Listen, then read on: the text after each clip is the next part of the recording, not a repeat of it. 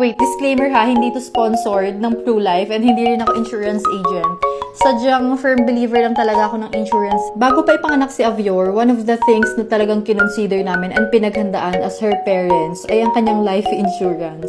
Investment niya na, at the same time, pampaaral niya na rin kasi alam niyo naman, malapit-lapit na.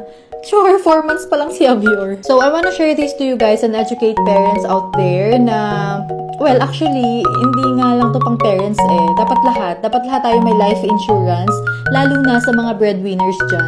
Matagal na naming na-apply yung policy sa PruLife, pero ngayon lang kasi nakuha ni mama yung hard copy ng policy ni Avior. So, ngayon ko lang sa inyo na i-share. And ayun nga, ano nga bang kahalagahan ng insurance?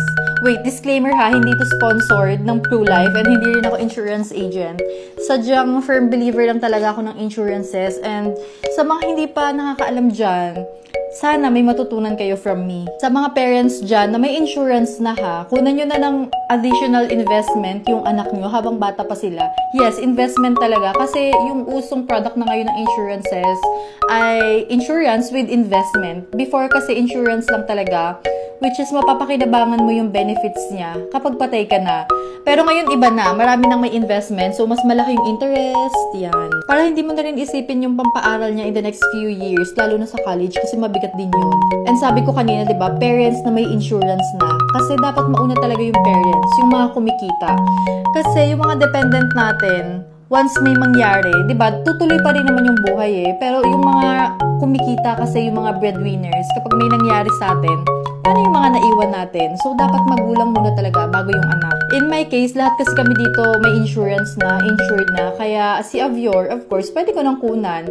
So, anything happens to anyone sa family, okay lang. I mean, not okay, but like, di ba, unpredictable kasi, okay lang mamatay or magkasakit ganun. Hindi yon, pero hindi mo kasi masasabi, and whether we like it or not, talagang dadating tayo sa point na yun. And ayaw naman nating maging burden pa. Alam mo yun, mamaya magkasakit ka ng cancer dyan. So, kahit gaano ka kayaman, talagang uubusin niya yung ipon mo. And kapag nangyari yon, so anong gagawin ng mga naiwan natin, 'di ba? Mangungutang pa sila, whatsoever. Mamaalam na lang tayo sa mundong tot. Magastos pa rin, girl. Let's be real.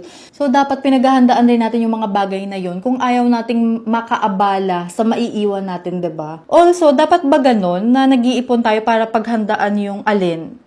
Pinakamalubhang sakit na pwede nating maranasan, 'di ba? Parang hindi ba pwedeng mag-ipon tayo para makapag-travel around the world, mabili lahat ng gusto natin, whatsoever. Pero ang nangyayari kasi, kapag wala kang insurance, well, dun talaga mapupunta yung pera mo, pampagamot, which is ayaw nga natin. Kaya nga ang solusyon dyan talaga ay financial protection and wealth management, which is insurance. And mas malaki kasi yung interest kapag sa insurance ka nag-save compare sa mga bangko. Kasi wala, kakainin lang ng inflation rate yan. Ayaw na nating ipasa yung financial trauma sa ating mga anak sa susunod na henerasyon. Okay? Hindi na uso yung ganon.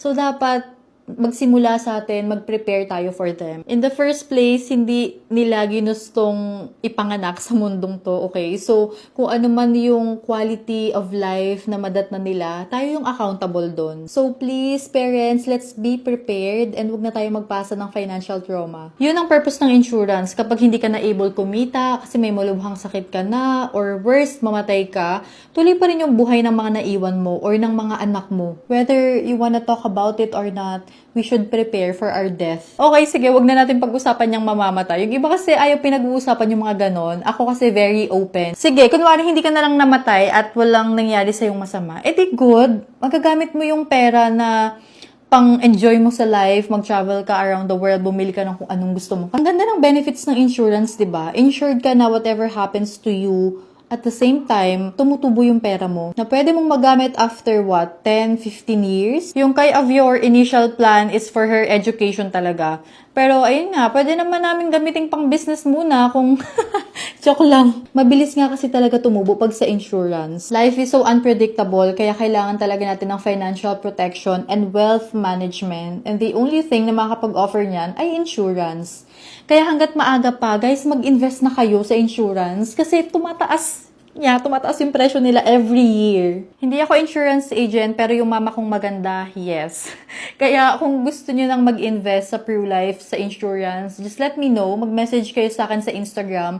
Pag-usapan natin yan, and let's find the best and suitable na pasok sa budget nyo na policy. Hindi siya super mahal, guys, ha? Like 1,500, 2,000, 3,000 per month. Pwede na kayong ma-insured. To sum everything up, you as a parent, as a breadwinner, kailangan insured ka. Accountable tayo sa mga sarili natin, okay? So, as much as possible, let's prepare. Huwag magpasa ng trauma sa ibang tao. Kung kotse nga may insurance, phone may insurance, ano pa ba? What more tayo, 'di ba, na tao? So, ano na girl, yung kotse mo may insurance, ikaw wala. Yun lang naman.